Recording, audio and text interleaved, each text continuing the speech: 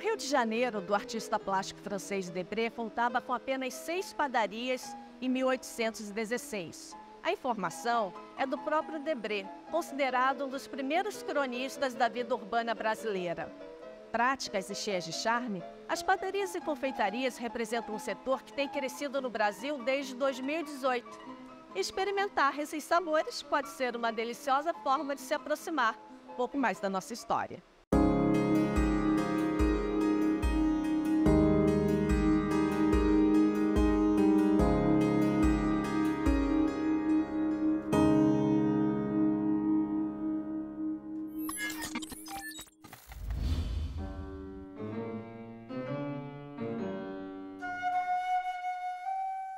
Se pensarmos em termos históricos, a vinda da família real portuguesa em 1808 pode ser considerado um marco no desenvolvimento da panificação no Brasil. Naquela época já veio mais de 10.000 pessoas junto ali com a corte real, né? Essa família vem com um conceito europeu, né? E eles trazem ali já confeiteiros, trazem vários artesãos ali, padeiros também estavam dentro da comitiva, mas eles tinham hábitos diferentes daquilo que estava na colônia portuguesa, que era o Brasil. Essa questão do que eles consumiam era basicamente os derivados ali de mandioca, que era abundante, né? Aí, principalmente tipo tapioca, beiju, esses produtos que até hoje a gente tem e que inclusive voltam, né, ao hábito de consumo no Brasil.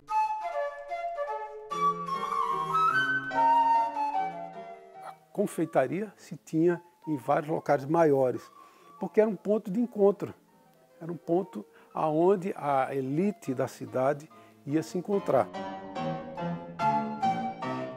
As confeitarias, elas desempenham um papel super importante, né, na vida política, social, cultural da cidade do Rio de Janeiro. O Rio de Janeiro era a capital do Brasil, né, e aqui era onde a cultura efervescia. Então a gente tem as confeitarias no final do século XIX, começo do século XX, como ponto de encontro dessas pessoas que estavam por trás, nos bastidores da política, que estavam escrevendo música, que estavam escrevendo livros. A gente vai ter essa importância das confeitarias também, até mesmo no papel social da mulher. Vão começar a sair do espaço privado e a pertencer mais ao espaço público, frequentando as confeitarias.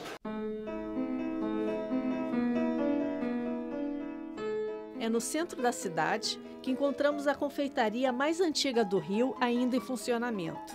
A Casa Cavet foi fundada em 1860 pelo francês Charles Cavet, que ficou à frente do negócio até 1922. Olá, tudo bem? Bom dia, seu João. Tudo bom? Bom dia, tudo bom com o senhor? Sejam bem-vindos. Obrigada. Obrigada. A gente tem até hoje preservadas, por exemplo, essas cadeiras e mesas de Essas madeira. aqui que a gente estava sentado? Exatamente, são esculpidas, né? Tanto desse salão quanto do outro, elas são esculpidas e foram feitas, né? Pelo artista plástico Colón, que era um espanhol que residia aqui no Brasil. Elas são parte dessa primeira reforma que teve, né? Na década de 20, onde foram incorporados esses elementos de arte déco, como os vitrais. Então a gente está aqui tendo tanto, não só o ambiente, mas a materialidade desse passado. A gente tem essa mistura justamente de doces portugueses e doces franceses, porque o primeiro dono era francês e havia também essa demanda do público, de busca por culinária, tanto portuguesa quanto francesa, mas depois da sua venda, em 1922, ela foi comprada por donos portugueses, que trouxeram mais forte essa tradição de doces portugueses. Então, os doces mais tradicionais da casa é o Belém, né, que é a pastel de nata mais famosa. E também temos o ratinho. O ratinho é um dos doces mais antigos, né? É, um dos doces mais antigos da casa. Ele é feito com a massa de bolo, que contém coco, amêndoas e canela. Em cima vem um recheio de chocolate e também tem um recheio de chocolate de creme, também que é um dos mais pedidos da casa. O seu mais antigo também.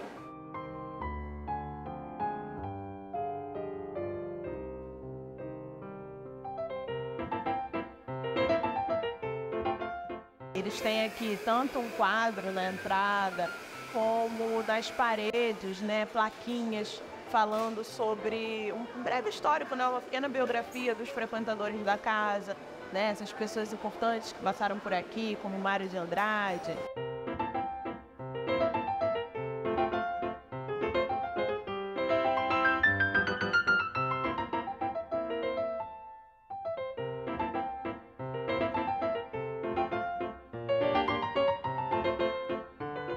O senhor é o funcionário mais antigo aqui da casa, né? Sou. Com muito prazer. O senhor já trabalha há 42 anos aqui na KV. A confeitaria centenária. Qual que é o segredo na avaliação do senhor do sucesso? Mas o segredo é manter a tradição, a qualidade, o bom atendimento. Esse é o principal, né? Porque atendendo bem, a clientela volta.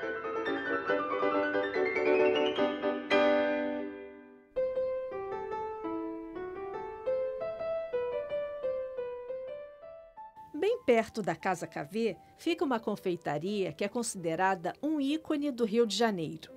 Inaugurada quando a cidade ainda era a capital do país, a Confeitaria Colombo remete ao período da chamada Belle Époque carioca, quando o Rio passou por intensas modificações urbanas, sociais e culturais no final do século XIX.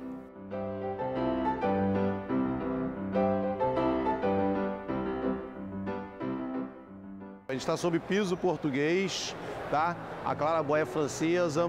Os espelhos, tem uma curiosidade que eles estão milimetricamente um em frente ao outro, para te dar essa sensação de profundidade, né? A moldura é toda em jacarandá, tá? Tem designs diferentes do café, cana-de-açúcar, uva e trigo. E é uma vista super legal, né? Almoçar aqui, você pegar uma mesinha aqui em cima, ficar dando uma olhada lá para baixo. É super legal você ver o burburinho lá de baixo.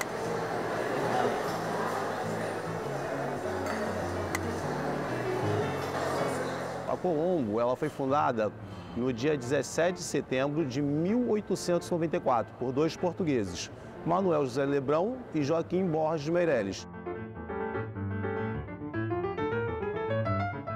A Confeitaria Colombo, ela hoje existe graças a uma briga por recheio de empada. Senão ela poderia ter falido. Olavo Bilac, ele brigou no Café Pascoal, na Rua do Ouvidor, por causa de recheio de empada. Nem o garçom, nem o gerente resolve o problema. E ele sai de lá possesso e diz, nunca mais eu coloco meus pés aqui. E o Lebrão, fundador da Colombo, fica sabendo dessa história e o convida para frequentar a casa. Essas aqui são as famosas empadas. São as famosas empadas, a empada da discórdia, né? Que gerou a briga para trazer o Olavo Bilac para cá. A primeira atitude que ele teve foi de tirar umas lamparinas que ele havia colocado lá na frente e que o Olavo tinha falado que tinha ficado brega. E aí ele começa a tratá-lo super bem aqui, meu pai diria pão de ló. Na maioria das vezes não lhe cobrava nem a conta, então ele manteve a palavra dele. Ele nunca mais volta no Café Pascoal. E com isso, os seus amigos que lá frequentavam começaram também a migrar para Colombo. Entre eles, Rui Barbosa, Machado de Assis e Emílio de Menezes. Dando início aqui à primeira roda de intelectuais da Confeitaria Colombo, que depois vai virar a sucursal da Academia Brasileira de Letras. E aí, a nata da sociedade começa a frequentar Colombo por causa deles. Aqui antigamente ficava uma mesa de 10 lugares, com toalha e guardanapos de pano, e essa mesa era a mesa cativa de JK. E do outro lado era Getúlio Vargas. E o Getúlio Vargas tem um detalhe especial, né? Porque toda vez que ele vinha, a Virgínia Lane também vinha para a Confeitaria Colombo para ficar de paquera com ele, que foi quem imortalizou a marchinha Sassaricano, que fala do velho na porta da Colombo, ela quem cantava.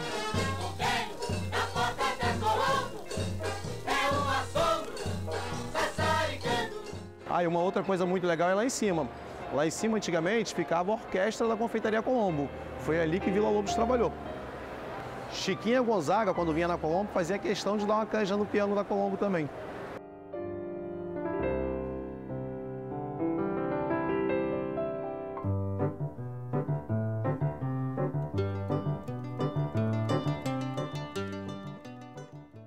uma casa que respira história, super tradicional.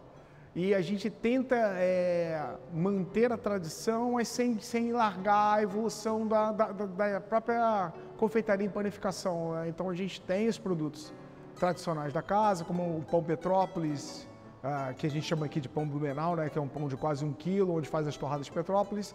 Como a gente já trabalha com tipos de hambúrgueres, cachorro-quentes, massas especiais de receita própria nossa. Quer dizer, vocês tiveram também aqui um reconhecimento internacional, né? Sim, tivemos sim. O quindim foi escolhido como o 8º melhor doce do mundo. E isso é de uma grandeza, né? Porque no outro dia, o que veio de pessoas aqui procurar quindim, você não imagina. Muito bom. Esse último reconhecimento que a gente teve, né, de estar entre os 10 primeiros, né, a gente foi o 8º de lendários cafés no mundo, assim, é super bacana. Na verdade, o quindim é um doce português, da qual ele foi adaptado para os ingredientes do Brasil, assim. Era um doce de gemas feito pelas freiras, né, que elas usavam toda essa confeitaria conventual, que é de conventos, né, e ele era basicamente igual ao quindim, só que a troca era do leite de coco por leite tradicional e, em vez de coco, seria a farinha de amêndoas ou amêndoa triturada. E ele foi feita uma adaptação para ele no Brasil, porque você não encontrava de fácil acesso a amêndoas. Ainda digamos assim, não é fácil de encontrar, o coco era muito mais fácil, muito mais barato, e o leite de coco também.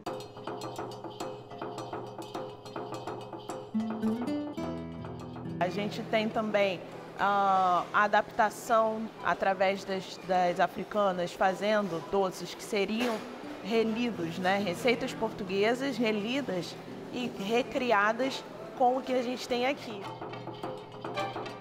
Essas mulheres africanas escravizadas que vão estar no ambiente das cozinhas brasileiras, elas vão adaptar essas receitas portuguesas com o que a gente tem aqui, né? O que a gente tem disponível. Então a gente tem também essa comida também sendo como sustento para muitas mulheres, né?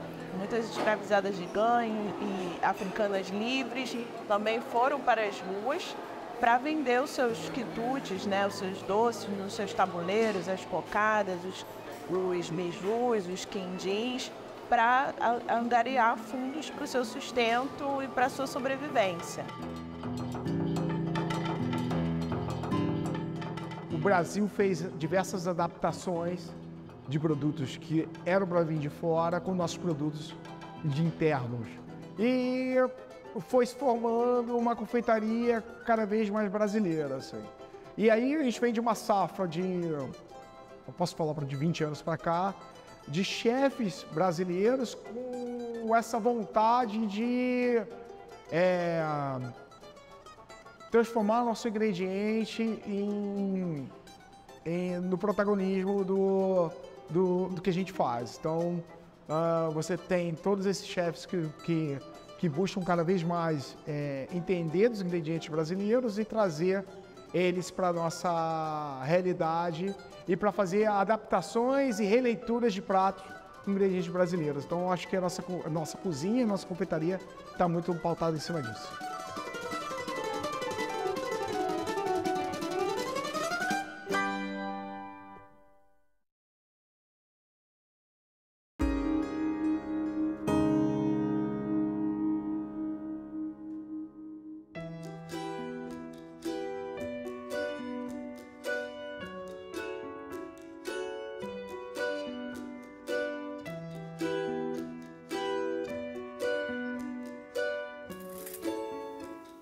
Então aqui nós temos uma maceira de pães, com mais de 100 anos, né? Foi doada ao memorial.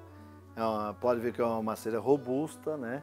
Muito pesada, aquele ferro bem antigo mesmo, tradicional. Hoje não existe mais isso. E ali tem um coxo também, que é uma coisa que hoje não se usa mais, mas é o que a turma chama hoje de fermentação natural. Hoje a fermentação natural é nada mais, nada menos do que é uma massa que você faz, que você deixa um pedaço dela para que no outro dia a gente chama de pé de massa, que no outro dia você vai dar continuidade na massa, sendo uma fermentação natural, que é o que está na moda hoje em dia, pães naturais.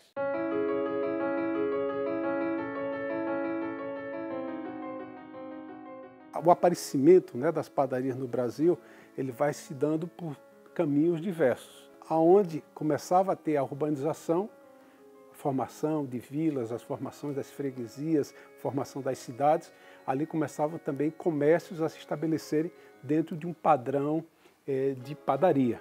E aí você fala muito bem aí sobre o Debré, onde ele tem uma ilustração bem rica, porque primeiro tem uma moagem de trigo dentro da padaria, né? E depois tem também pessoas ali pegando o pão para comercializar e também pessoas comprando. O pão era voltado àqueles portugueses, àqueles europeus que tinham um poder aquisitivo maior. Então não era algo disseminado entre os europeus, porque não havia produção suficiente, era um produto para poucos.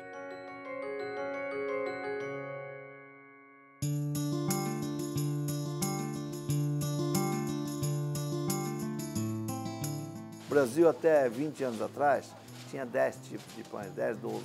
Hoje já tem 150, 180. Mas por quê? Porque as pessoas começaram a viajar, ver esse tipo de pães lá fora e trazendo para o Brasil.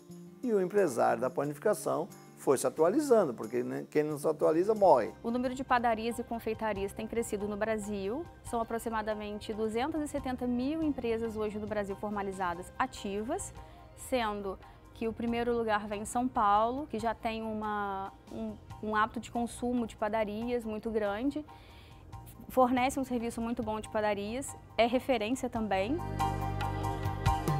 E hoje a padaria virou um ponto de encontro.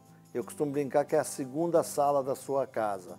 Lá você vai lá, toma o café da manhã, você toma o almoço, o chá da tarde, a sopa à noite, a pizza à noite. Então você tem de tudo, até pão para comprar. Tanto que é que nós acabamos de ganhar do governo do estado de São Paulo o direito, hoje nós estamos no guia das padarias do estado de São Paulo. Em primeiro lugar vem o estado de São Paulo, com o maior número de padarias e confeitarias. Em segundo lugar vem Minas Gerais e em terceiro lugar vem o Rio de Janeiro.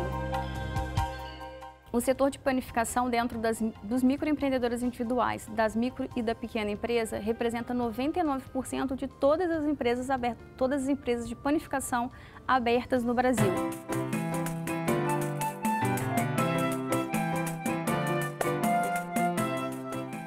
A padaria mais antiga em funcionamento no Brasil fica na cidade de São Paulo. Localizada na região da Sé, centro da cidade, a padaria Santa Teresa foi aberta ainda nos tempos do Império. Na verdade, a padaria foi fundada em 1872. Ela foi fundada na Rua Santa Teresa, que não era aqui, né? A Rua Santa Teresa era ali para trás da Catedral da Sé, por ali. E aí ela teve que sair de lá por causa da construção do centro histórico, né? E aí ela veio para cá. Quem fundou não foi a minha família. E aí o meu avô, na verdade, comprou em 95, o seu Jesus Nazaré, Maturana, ele comprou em 95 essa casa. E aí junto com meu pai, e aí foi passando de geração, né?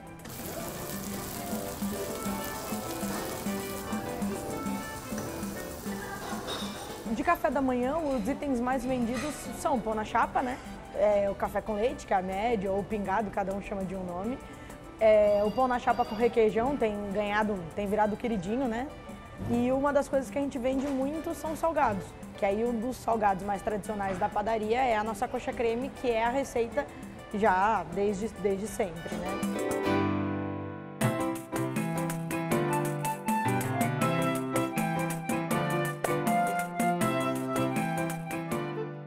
Nós compramos a casa em 95 e em 99 nós reformamos o andar de baixo, daquela maneira que vocês viram hoje, né, como está ainda como é hoje. E em 2006, o meu avô, mais uma sacada dele, né, a gente fez esse andar de cima. E aí a gente trouxe toda a parte que a padaria tinha, restaurou tudo que tinha de antigo, né, de tradição, de histórico, para a gente poder trazer um antiquário, vamos dizer assim, para as pessoas que visitarem aqui. Então, por exemplo, os batentes das portas a gente manteve, então nós acreditamos que tem mais de 150 anos esses batentes. As madeiras do chão nós imitamos as que tinham, trouxemos algo muito semelhante. Os ladrilhos hidráulicos também fizemos o mesmo desenho, para as pessoas realmente saírem do elevador e terem esse momento como se ele estivesse entrando numa linha do tempo. Esse é o objetivo da pessoa vir aqui e entrar como se ela estivesse voltando ao passado, conhecendo um pouquinho de São Paulo antigo, né?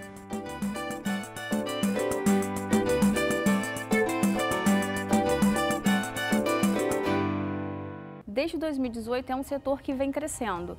Em 2020 e 2021 foram os anos que mais cresceu, muito provavelmente em função dos hábitos, do mercado também que mudou. E muitas pessoas ficaram desempregadas e enxergaram na panificação uma segunda atividade. Além disso, as pessoas enxergaram como uma oportunidade de negócios em função de todas as pessoas estarem em casa.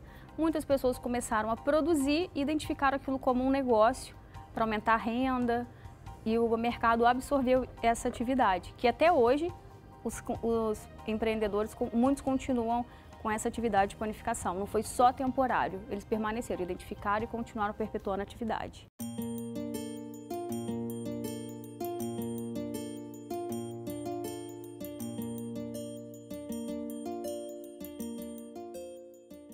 Esse daqui é pão de forma, o que eu vou tirar aqui, ele é tipo do massa doce. Ó, bem bonitinho. Ele é uma duração mais ou menos de 30 minutos para assar. E é 400 gramas cada unidade dele. A história desta padaria em Brasília começou no auge da pandemia. Montar uma padaria foi uma necessidade no meio da pandemia, né? Foi uma oportunidade e uma necessidade, na verdade. Moro aqui no Lago Norte já tem algum tempo e em meio à pandemia a gente não tinha onde comprar pão. Era tudo muito longe, né? E na pandemia acabou surgindo essa oportunidade mesmo.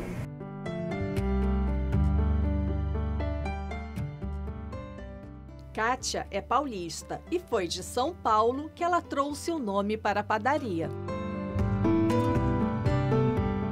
Chama Padoca porque Padoca é um apelido carinhoso para padaria, para os paulistas principalmente, né? E aí virou paulistano principalmente. Então, tipo, eu vou ali na Padoca rapidinho. Então, nós queríamos muito que chamasse Padoca. A Padoca, ela foi pensada, ela foi criada em cima de um projeto de sustentabilidade. Vamos abrir uma padaria? Vamos. O meu único pré-requisito é que ela seja lixo zero. O único, o restante eu fui buscando. Então eu tenho um chefe de gastronomia que já tinha acabado de fazer um curso sobre gerenciamento de processos de alimentação para não gerar resíduos. Né? Então eu tinha uma formação não tão grande, mas hoje eu já tenho uma formação maior, uma formação não tão grande, mas em cima de processos de lixo zero, de sustentabilidade, de ESG. Então o que uma empresa precisaria para estar dentro de um processo de ESG?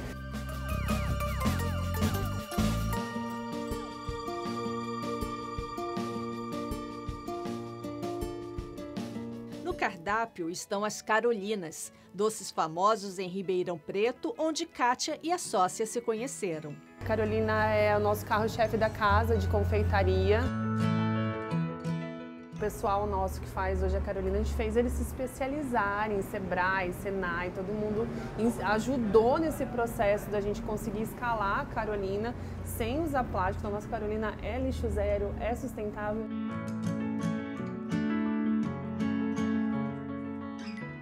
O bolinho de coco ele é assado na folha de bananeira, na cestinha de folha de bananeira. Ela ajuda a segurar um molhadinho do leite condensado. Os bolinhos, a maior parte dos bolinhos são assados em porções de grama já correta para consumo em folha de papel manteiga. E alguns são assados nas próprias, a embalagem é a própria fruta. Né? Então eu tenho aqui o bolinho de maçã, que é receita de vó também, na própria maçã. A folha de bananeira, por exemplo, o papel manteiga, vem da terra e volta para a terra, ou seja, é um produto que vira orgânico depois, acaba adubando o solo e volta de outra forma com os nossos parceiros que plantam a folha de bananeira, por exemplo. Entendeu? Então isso a gente acaba fechando um ciclo ali de sustentabilidade, de lixo zero. O meu sucesso ele vai vir quando realmente o meu cliente sentar até a mesa e ele se sentir à vontade e ele saber que é para ele consumir segurando uma folha de bananeira, que aquilo ali não é um lixo, que aquilo ali é um resíduo que vai voltar para a terra e que vai ter uma compostagem e que aquilo vai gerar um outro alimento, entende? Então o sucesso ele vai vir dentro desse processo. A gente está no caminho.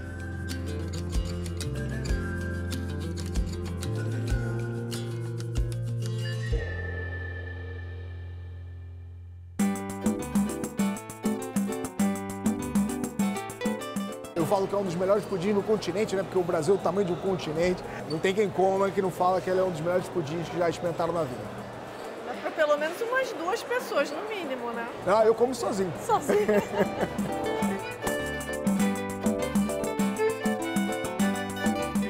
A gente entendeu essa história da padaria, esse legado que a gente tem e é a necessidade de realmente expor para as pessoas que o centro de São Paulo precisa ser conhecido e a padaria faz parte disso.